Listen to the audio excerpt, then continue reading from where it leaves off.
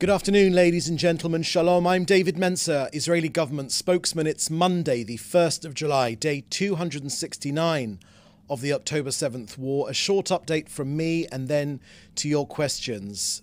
Today, here in Israel, more than 1.5 million Israeli kids finish school and the summer begins. But not for our 120 hostages, though. Among them children, women and the elderly. Almost 9 months.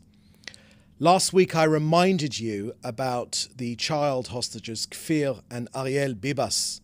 Today I want to remind you that their mother, Shiri Bibas, aged only 32, is also a hostage. Are they together? Look at her, please. Say her name.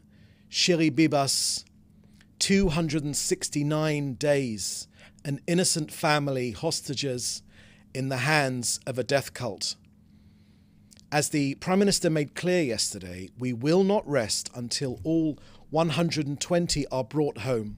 Hamas are eliminated together with their terrorist threat to Israel. We will return our residents securely to their homes in the south, but also to the north. Now, sad news of the IDF casualties, 670 since the start of the war. Sergeant Eyal Shaines was just 19 years old and from Kibbutz Afik near the Sea of Galilee. He was killed in battle in southern Gaza. Sergeant First Class Reserves Yakir Shmuel Teitelbaum was just 29 years old from Ma'ale Adumim, just outside Jerusalem. He fell in battle in northern Gaza, and Staff Sergeant Yair Avitan was aged just 20 and from Ra'anana. He too was killed in battle in northern Gaza. The Prime Minister said yesterday at the start of the weekly cabinet meeting, quote, "I send condolences to the dear families of our heroic fighters who fell in combat in the Gaza Strip and in Judea and Samaria in the past week. We embrace the bereaved families in their most difficult hour. We are committed to the testament of the fallen to continue to absolute victory over Hamas," end quote. You know, our fallen soldiers are and remain heroes in our heart. We say thank you to these soldiers and to their families for their sacrifice, and we honour what they stood for. May the memories of our fallen heroes be as a blessing forever.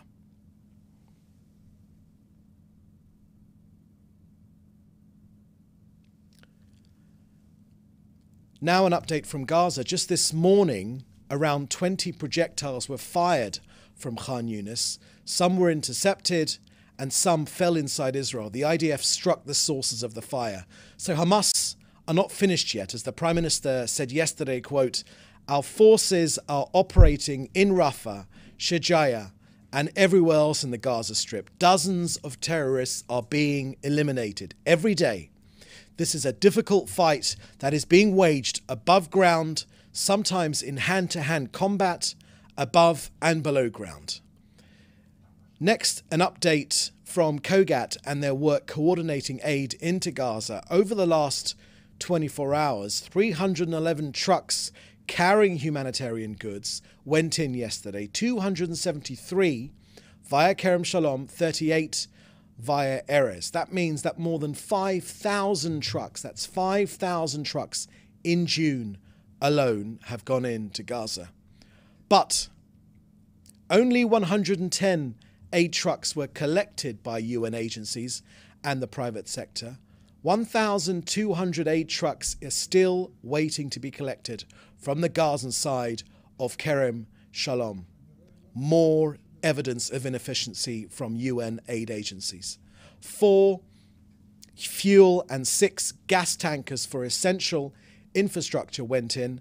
Since the beginning of this war, over 38,200 trucks have been delivered, 716,000 tons of aid, 80% more food compared to prior to October the 7th. So that's the end of our briefing today. I will now take your questions, which you should put in the chat together with your news outlet. First question here from Joel Pollack at Breitbart News. Can you kindly respond to the message of anti-Israel groups at gay pride parades in New York and San Francisco who say that LGBTQ liberation includes a free Palestine? Thank you for that question, Joel.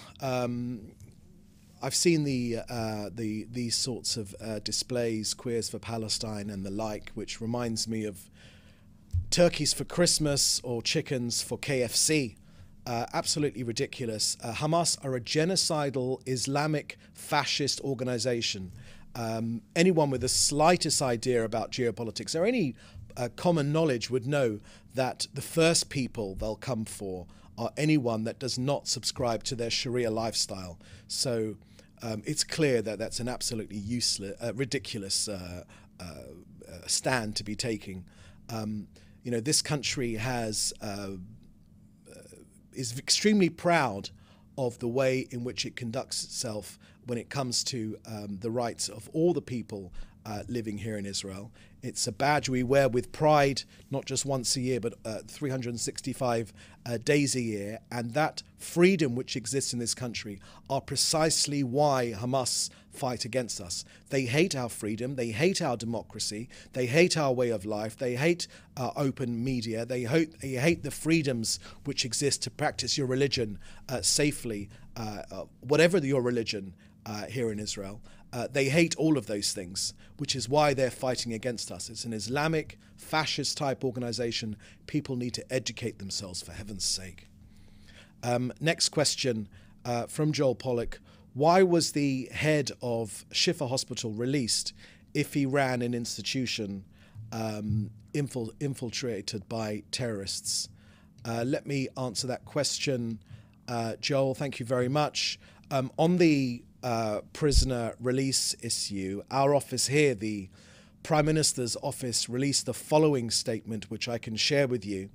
The decision to release the prisoners followed discussions at the High Court in a petition against the detention of prisoners in the Sde Teiman detention facility.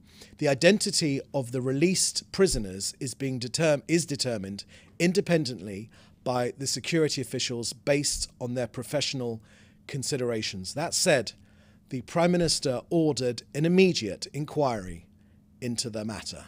End quote. Next question here is from Jim Williams of Zenga News. Will Israel be sending an Olympic team to France? And if so, will they have a security detail with them? Thank you very much for that question, Jim. I can't comment specifically about the security detail with Israel's Olympic team, but yes, of course, my latest knowledge is, of course, Israel will be sending an Olympic team to France for the Olympic Games. We remember all too well the Munich Olympics, where our athletes were brutally murdered by Islamic terrorists. The threat, unfortunately, against Israel is very, very real, and Israel will, of course, take all the necessary precautions to protect all of our people, and specifically our Olympic athletes. Okay, any other questions? No, that was the last question. So, in the meantime, my friends, do please stay safe. Thank you for joining us. We'll have another briefing this time tomorrow. And in the meantime, please do stay safe, and thank you very much. Bye-bye now.